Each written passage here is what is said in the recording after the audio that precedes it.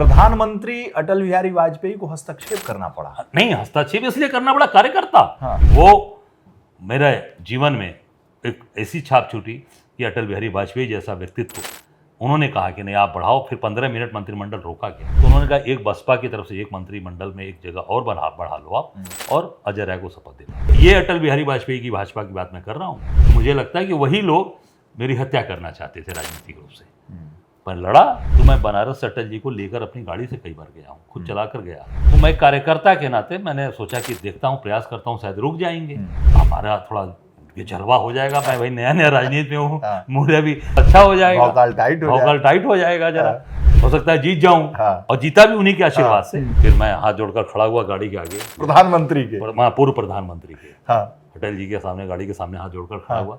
गाड़ी रुक गई, हाँ, गाड़ी रुक गई। अच्छा, रुक गई। फिर मैं दौड़कर गया, जाके उनको प्रणाम किया। क्या ऑफर था? बहुत कुछ था, बलिया ले लो, गाजीपुर ले लो, चंदौली ले लो, राज्यसभा ले लो, पैसे ले लो, कहाँ लोगे। अजय राय, परिचय नहीं बताऊंगा, परिचय के मोहताज नहीं है, इनका अपमान होगा।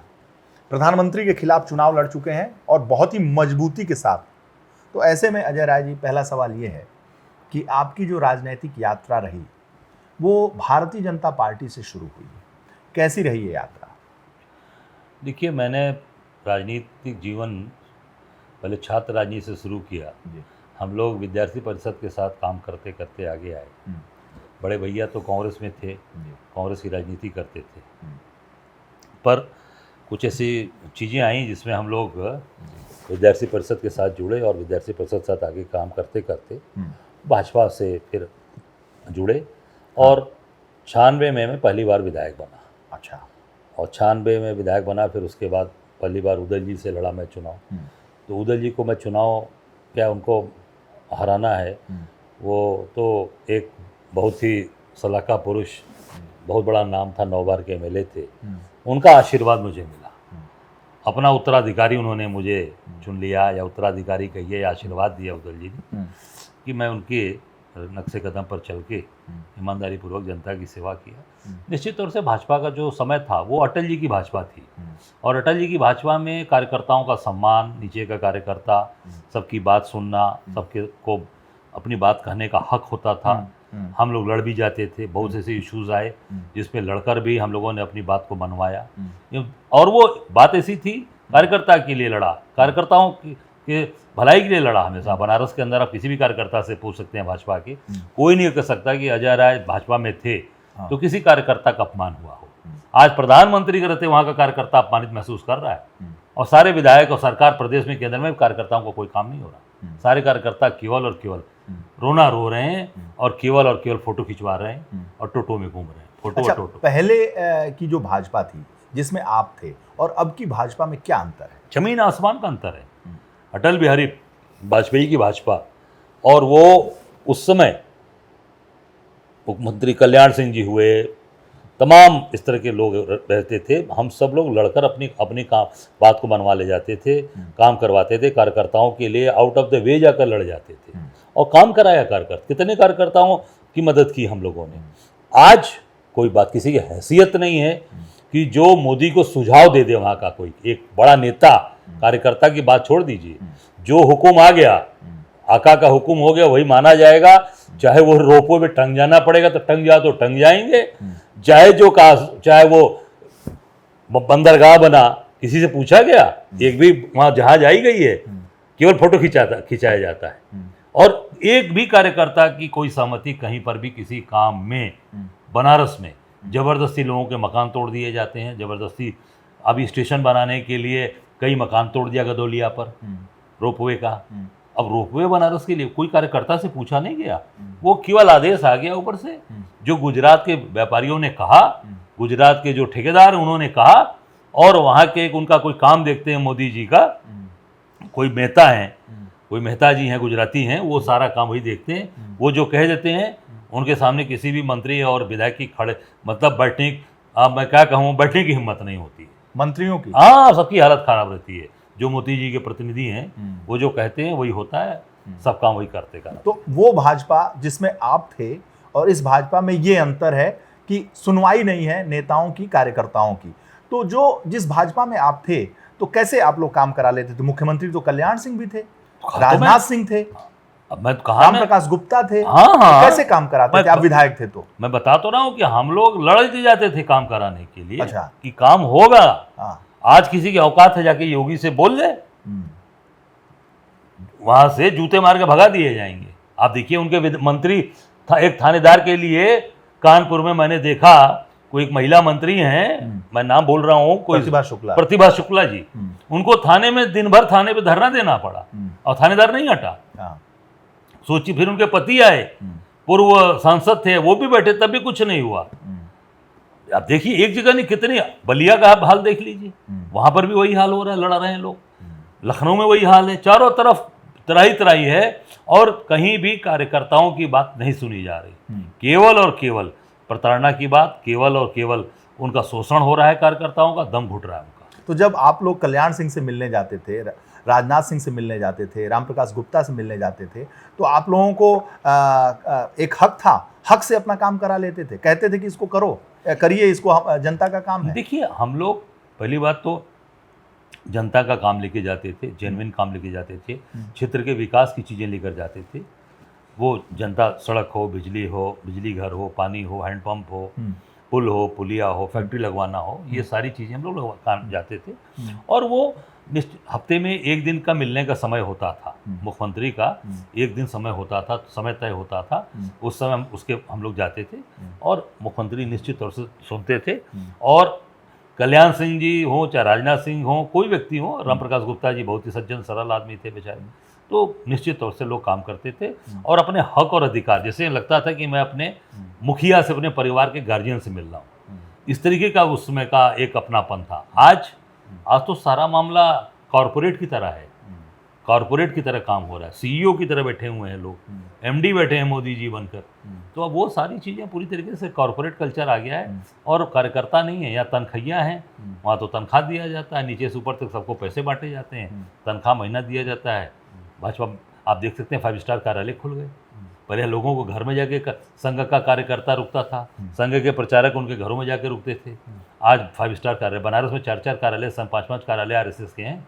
जहाँ बनारस मैं आता हूँ, वहाँ बनारस में एक तो घटाटे राम मंदिर है गोदोलिया पर, जो पहले टांगा स्टैंड हुआ करता था, अब तो उसका नामो निशान मिटा दिया, अब तो पार्किंग स्थल बना दिया। वहाँ पर है, एक सिगरा पर है, एक आपके इनका स्कूल है जिसमें पूरे सब लोग रहते हैं, नवोदिता सदन वहाँ पर है। एक फिर इनका चौथा स्कूल ये भारतीय शिक्षा मंदिर आपके नई यहाँ पर है, जो कौन सी जगह है, कैंट के पास में है। और एक लंका पर है विश्व संवाद केंद्र इनका। तो और भी कितने भी बन गए, भाजपा कार्यालय भी बन गया, रोहनिया में बन गया 5 स्टार पूरा, रोहनिया थाने के बगल। तो जो पहले का हाईकमान था और अब के हाईकमान, बीजेपी के हाईकमान में क्या अंतर है? अटल आडवाणी और मुरली मनोहर जोशी का हाईकमान था और अब हाईकमान जो है, इसमें और उसमें क्या अंतर था, क्या सामना? अटल बिहारी वाजपेयी की जो भाजपा थी, मैंने कहा ना कि एक बार की घटना बता दूं कि 2002 में बसपा और भाजपा के गठबंधन की सरकार बनी थी, जिसमें मैं मंत्री बना था। तो मैं विधायक था और मैं उसमें मानी टंडन जी उसमें पूरा देख रहे थे सारी व्यवस्था।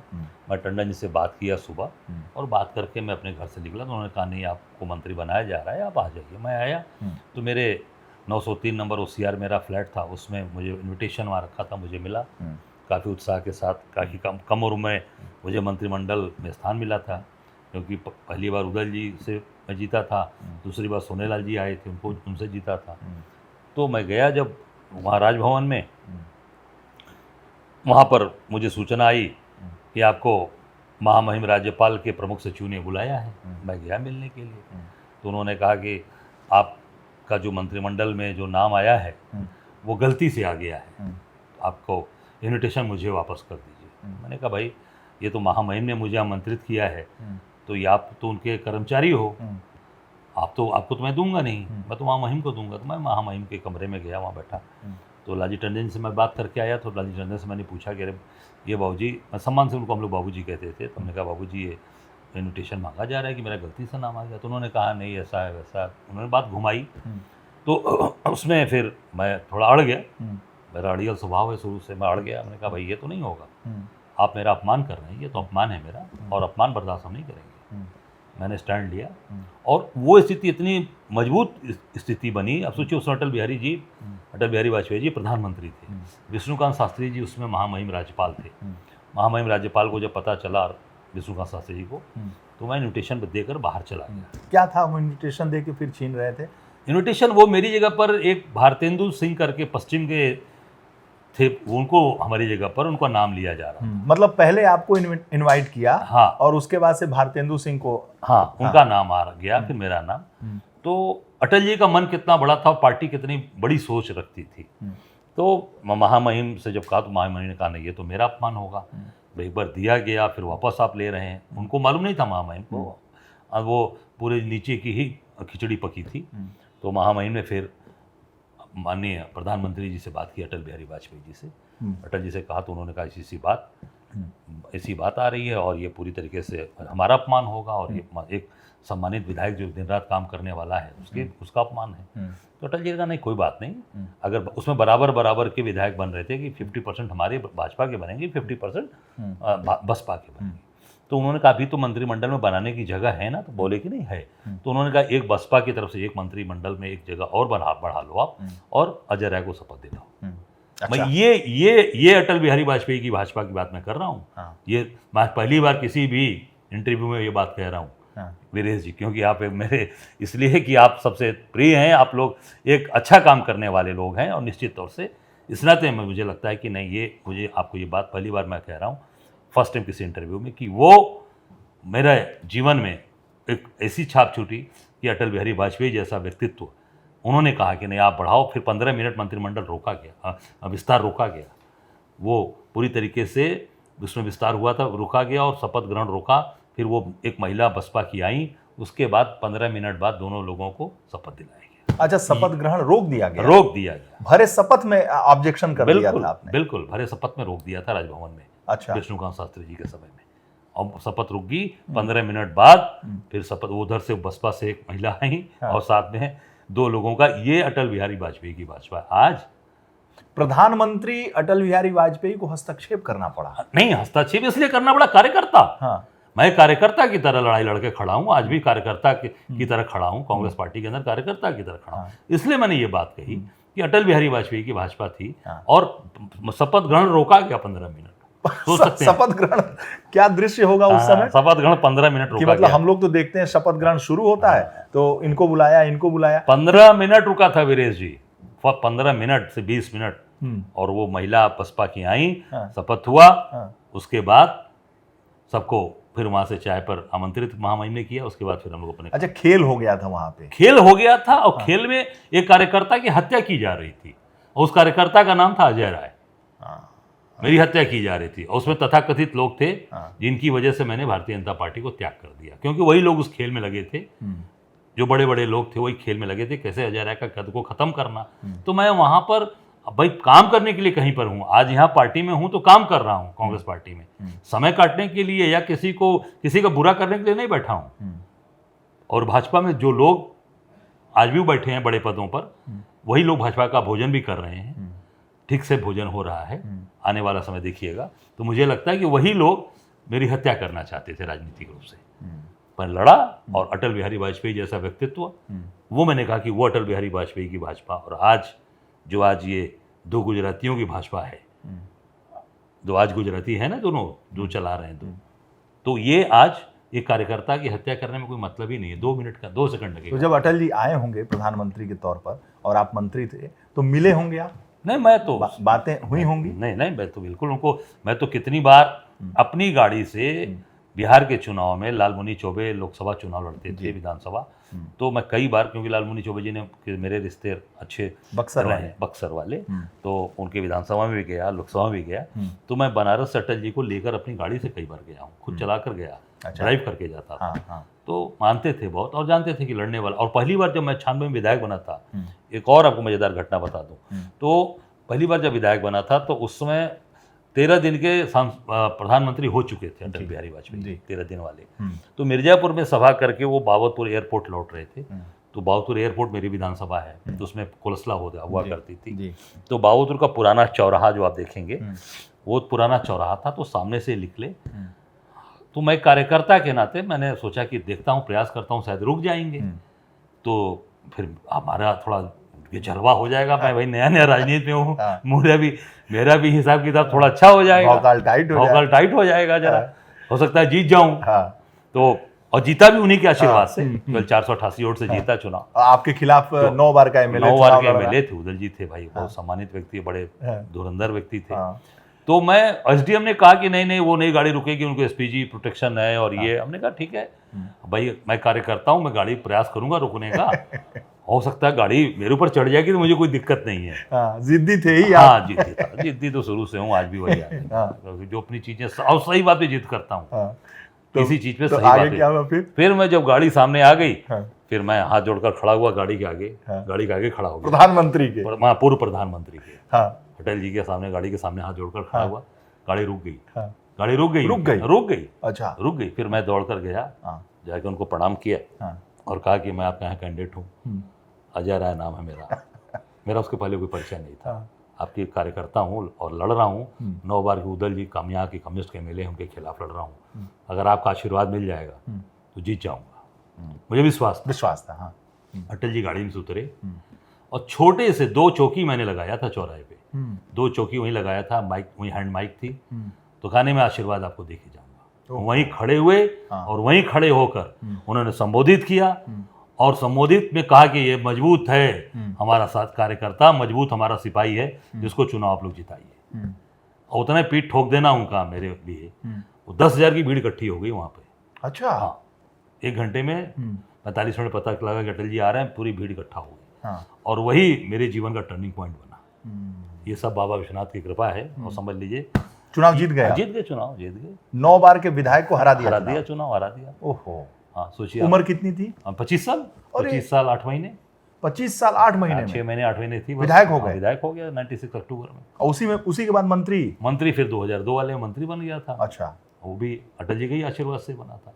हाँ। तो वो उनका एक व्यक्तित्व ऐसा था, कार्यकर्ताओं को समझते थे, जानते थे कि कार्यकर्ता लड़ने वाला। मेरी पहली मुलाकात थी, उन्होंने कहा ये मजबूत है, मजबूत हमारा सिपाही है। अरे जब पूर्व प्रधानमंत्री के सामने, गाड़ी के सामने जाके खड़े हो गए आप, साक्षात एसपीजी के सामने, तो समझ ही गए कि ये जो नौजवान है, यह लड़ने वाला है, ये है फाइटर, ये हल्का नहीं है, हल्का मामला नहीं है, ये जान देने के लिए तैयार है। हमसे एसडीएम ने कहा कि गाड़ी रुकेगी नहीं, हमने कहा कोई बात नहीं। अब महिला थी, मैडम ने कहा मैडम कोई बात नहीं, अब देखा जाएगा, मैं प्रयास करूंगा, तो कार्यकर्ता ही हूँ उनका, लड़ रहा हूँ और पार्टी के लिए लड़ रहा हूँ, चढ़ जाए तो चढ़ जाएगी, चढ़ देखा जाएगा।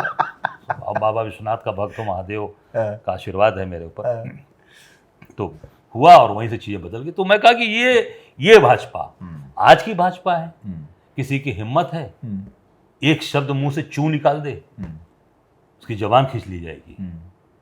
तो इस नाते आज भाजपा पूरी तरीके से कॉर्पोरेटमय हो गई है, वह पूरी तरीके से एक बड़े गिरोह के चुंगल में फंस गई। आपको क्यों छोड़ना पड़ा विधायक? छोड़ना, देखिए इसीलिए मैंने कहा ना कि जो लोग मंत्रिमंडल में मेरे खिलाफ लगे थे, अच्छा, जिन्होंने मेरे नाम कटवाए थे, वो पूरी प्लानिंग किए थे, पूरे उन लोगों ने योजनाबद्ध तरीके से प्लानिंग की थी, प्लानिंग करके सारा काम किया था। तो इस समय तो मुझे लगा कि अब यहाँ रहने का मतलब है कि अपना समय भी गंवाएंगे और अपना जीवन का जो समय है वो बड़ा अनमोल है। समय सबसे महत्वपूर्ण होता है, बाकी पद तो आता जाता रहता है, पैसे हैं आएंगे जाएंगे, पद आज है कल नहीं रहेगा, पर ये समय अगर निकल गया तो ये समय कल मेरे पास फिर दोबारा लौटकर नहीं आएगा। सर, तो भाजपा छोड़ने की वजह क्या रही? मूल वजह देखिए वीरेश जी, कारण ये रहा कि जो लोग, मैंने कहा ना कि मंत्रिमंडल में जिन लोगों ने मेरे साथ पूरी तरीके से एक योजना बनाकर और जिस तरीके से मेरे राजनीतिक हत्या करने का प्रयास किया, जो षड्यंत्र में लोग शामिल थे, उन्हीं की वजह से मैंने छोड़ दिया। कई लोग उसमें थे, इस नाते हमने जानबूझकर कि अब जो समय निकल जाएगा और वो समय फिर दोबारा नहीं आएगा जीवन में, क्योंकि हम लोग शुरू से संघर्ष करते करते बाबा विश्वनाथ की कृपा, महादेव की कृपा से हम लोग 96 में मेले हो गए और एक बड़ा जीवन में एक अच्छा अवसर मिला। तो हमने कहा अच्छा अवसर मिला है तो जनता की सेवा करने का, तो सेवा करेंगे और लोगों के साथ खड़े रहेंगे। अब केवल आपस में लड़ने झगड़ने से तो वो, अब भाजपा में रहने का मतलब है कि आपस में लड़िए झगड़िए, अब लड़ने झगड़ने के नहीं लिए तो नहीं। आपके आपके कद से, आपके संघर्ष से लोग घबरा गए थे। बिल्कुल, बता तो दिया कि 96 में मैंने उदय जी जैसे व्यक्ति जो 9 बार के मिले थे, जी। उनको हराने का मुझे सौभाग्य मिला, उनका आशीर्वाद मिला मुझे। उसके बाद सोनेलाल आए, सोनेलाल को मैंने सोनेलाल पटेल। सोनेलाल पटेल राष्ट्रीय अच्छा। अध्यक्ष, हाँ, जो आज जिनकी बेटी के साथ ये लोग पूरे गठबंधन करके रखे हैं, उनके साथ। फिर उसके बाद आपने देखा हम लोगों ने, उसके बाद फिर सोनेलाल जी फिर आ गए, फिर सोनेलाल जी को फिर दूसरी बार मैंने 2007 में हराया। अच्छा। हाँ, 2 बार, 2002 में भी लड़े, 2007 में भी लड़े, दोनों में उनको हराया मैंने। हाँ।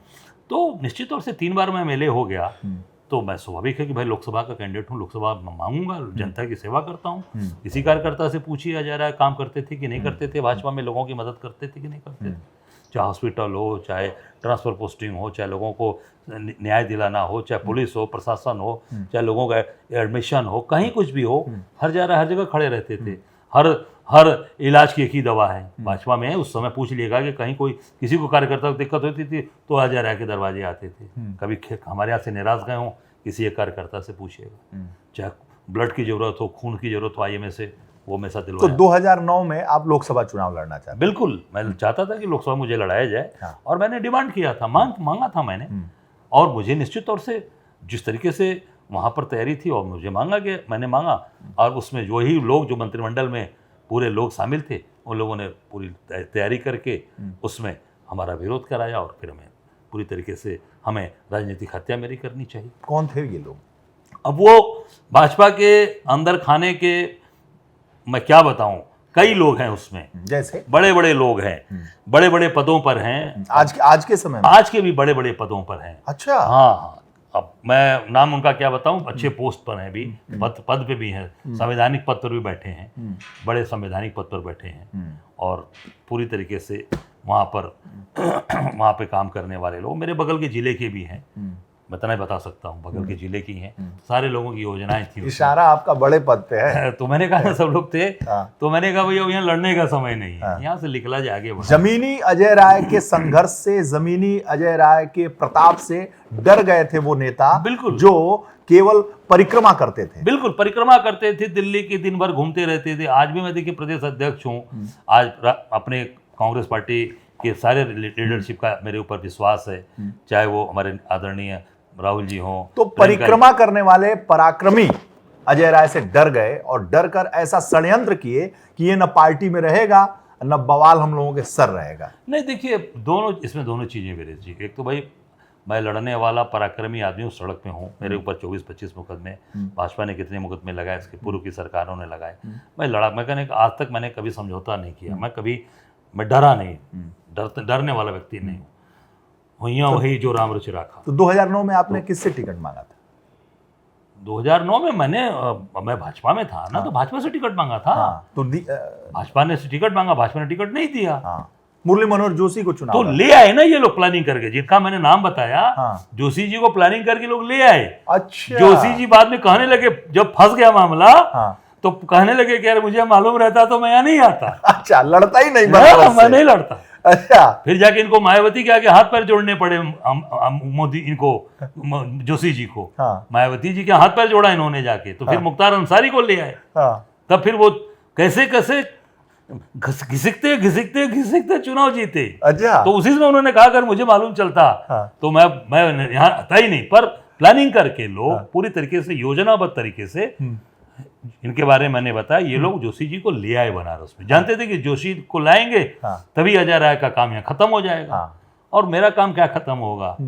मैं तो ईश्वरवादी हूँ, बाबा का भक्त हूँ, जनता की सेवा करता हूँ। तो जनता की सेवा करने वाला व्यक्ति कभी राजनीति से खत्म नहीं हो सकता। दुनिया की कोई ताकत जनता की सेवा तो कहा जाता है कि कटिंग मेमोरियल में जब सभा हो रही थी आडवाणी जी की और जोशी जी की, तो अजय राय के समर्थकों ने जोरदार नारे लगाए, और इतना नारा लगा कि आडवाणी जी नाराज हो गए। आपको लगता है कि आपकी भूल थी? नाराज होकर मेरा क्या बिगाड़ लेंगे? मैं तो जानबूझ के कराया ही था मैंने।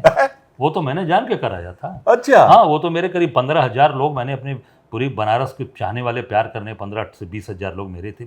पूरा मैदान मेरा था। अच्छा। हाँ, सारा मैदान था। मैंने कहा अगर देखिए कहीं से भी अगर मोर्चाबंदी उनसे हुई मेरी, तो हम लोग लड़के, हम लोग पलायन करने वाले लोग नहीं है। पलायन नहीं किया, लड़ूंगा। तो क्यों बोलने दूंगा इनको? जब अपने कार्यकर्ता की आप हत्या कर रहे हो, और दुर्भाग्य देखिए कि उस समय भी अटल बिहारी वाजपेयी थे और अटल जी ऑन बेड थे।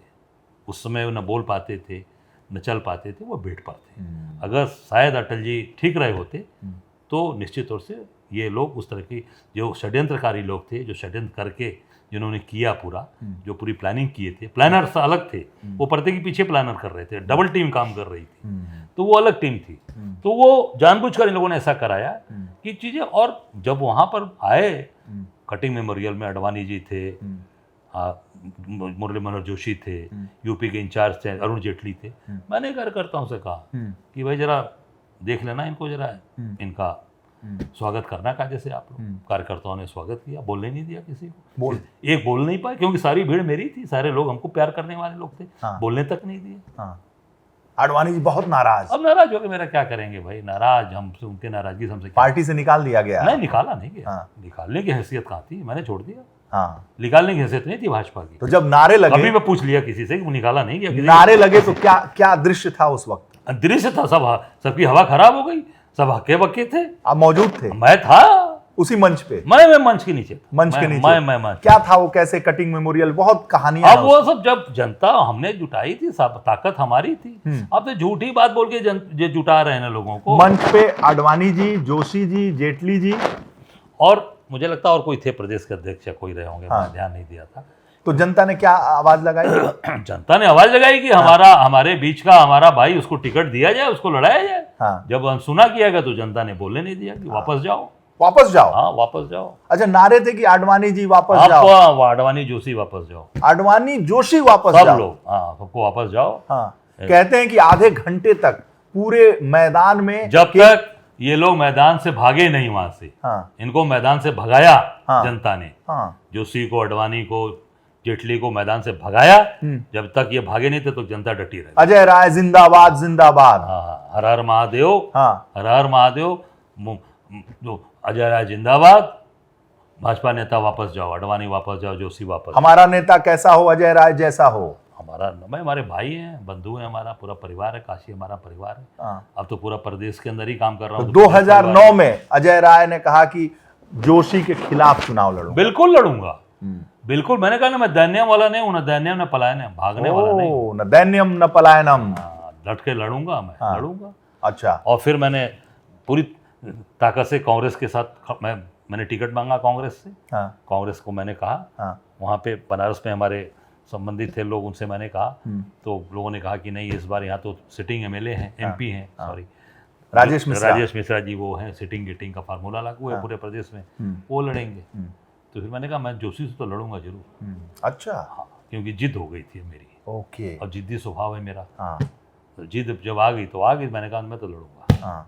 लड़ा। तो आप लड़े समाजवादी पार्टी? बिल्कुल लड़ा मैं समाजवादी। मुलायम सिंह यादव के पास गए? बिल्कुल, मैं मुलायम सिंह जी ने बिल्कुल सम्मान दिया। उस समय कल्याण सिंह जी, आपको एक घटना और बता दूं जी, तो मेरे वहाँ पैरवीकार कौन थे? अमर सिंह जी थे।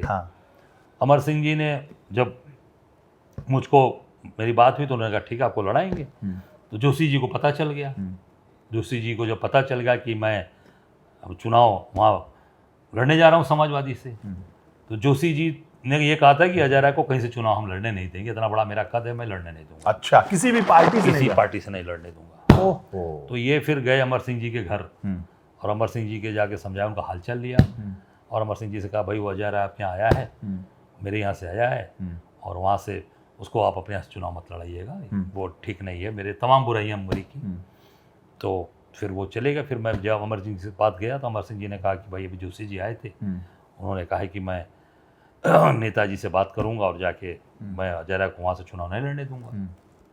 अब भाई देख लेना यार, अब तो बात लगता है कि गड़बड़ हो जाएगा। पर उन्होंने एक सुझाव मुझे दिया कि आपके उसमें कल्याण सिंह जी भाजपा से अलग थे और समाजवादी पार्टी के सहयोगी के तौर पर उन्होंने एक जन क्रांति पार्टी या कुछ ऐसी पार्टी मोर्चा बनाया था, उसमें थे। तो उन्होंने कहा आपके संबंध है कल्याण सिंह जी से, आप मिल लीजिएगा। तो मुझे लगता है कि चीज़ें, हमने कहा वो हमारे पिता तुल्य हैं और बहुत सीनियर है।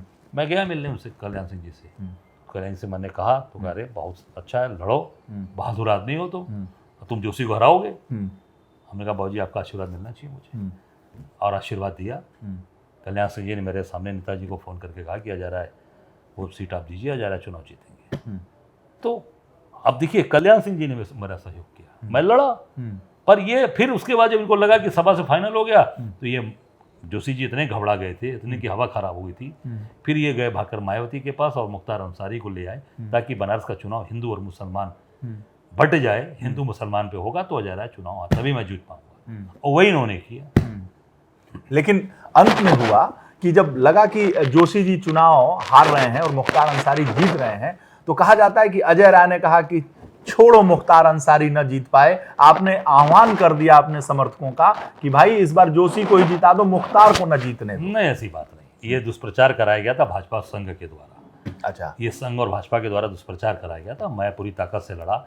और आपको बता दूं, बनारस के इतिहास में अभी तक समाजवादी पार्टी अकेले 1,25,000 वोट जो मिला है वो मुझे ही मिला है और किसी को नहीं मिला आज तक।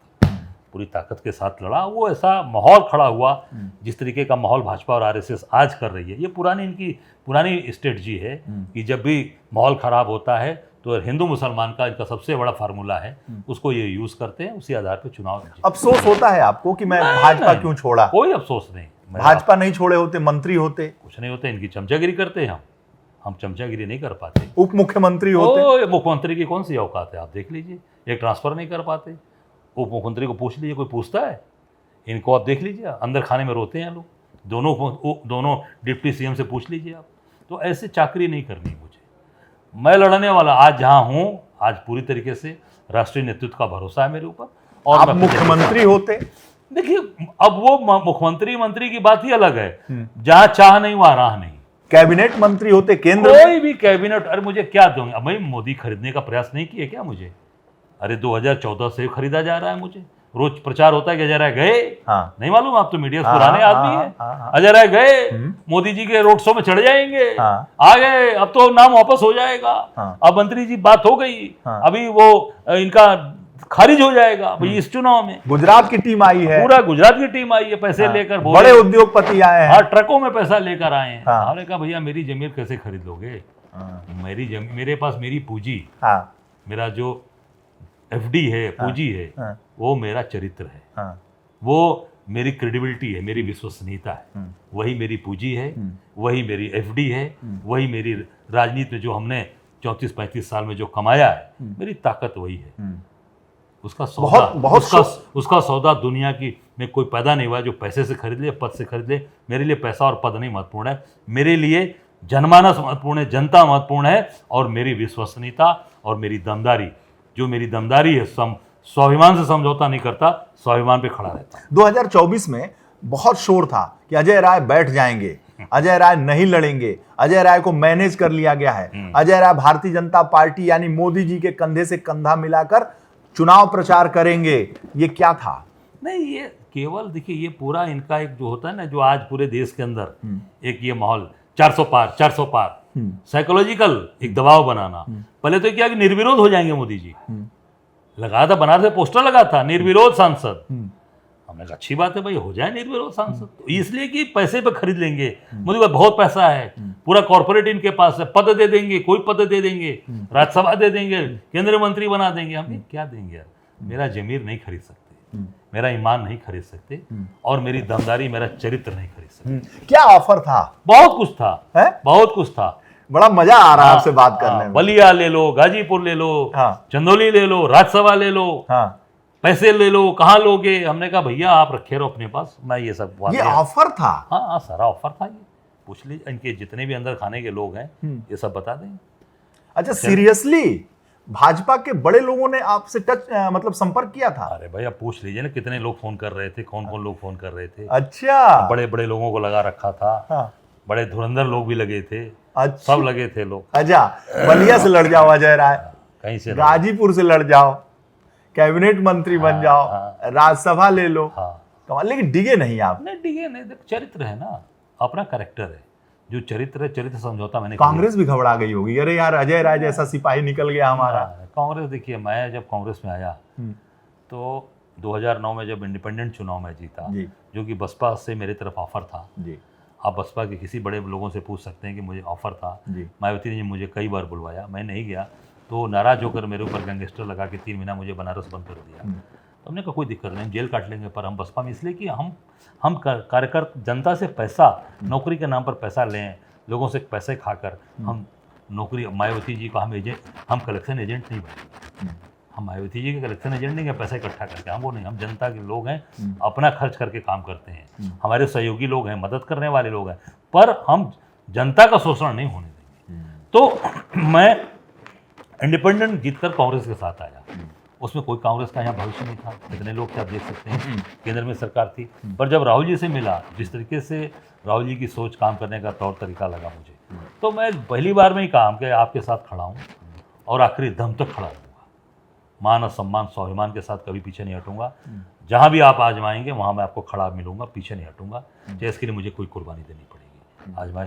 आज 2009 का दिन इंडिपेंडेंट जीता हुआ व्यक्ति और पूरे उत्तर प्रदेश का अकेला व्यक्ति हूँ जो इंडिपेंडेंट निर्दल बाई इलेक्शन जीता हूँ। आज तक बाई इलेक्शन कोई भी निर्दल व्यक्ति नहीं जीता है, पार्टी से लोग जीते हैं। मायावती की सरकार में इंडिपेंडेंट चुनाव बाई इलेक्शन कोई व्यक्ति उत्तर प्रदेश के अंदर नहीं है, फर्स्ट। जबकि आपको कहा गया था कि बसपा से लड़ लो, आराम से विधायक हो जाओगे, बहुत आराम, मंत्री बना देंगे। मंत्री नहीं, निर्दल जीतने के बाद भी उसमें मेरे ऊपर मुकदमे हुए, मेरे ऊपर कार्रवाई हुई, तमाम प्रताड़ित किया गया मुझे, पर लड़ा मैं, दिन रात 24 घंटे लड़ता रहा, वहीं खाता था, वहीं सो जाता था, वहीं लोगों के घर पर मैं लिट्टी चोखा खा के सो जाता था, वहीं 4 दिन बाद घर आता था, नहीं आता था।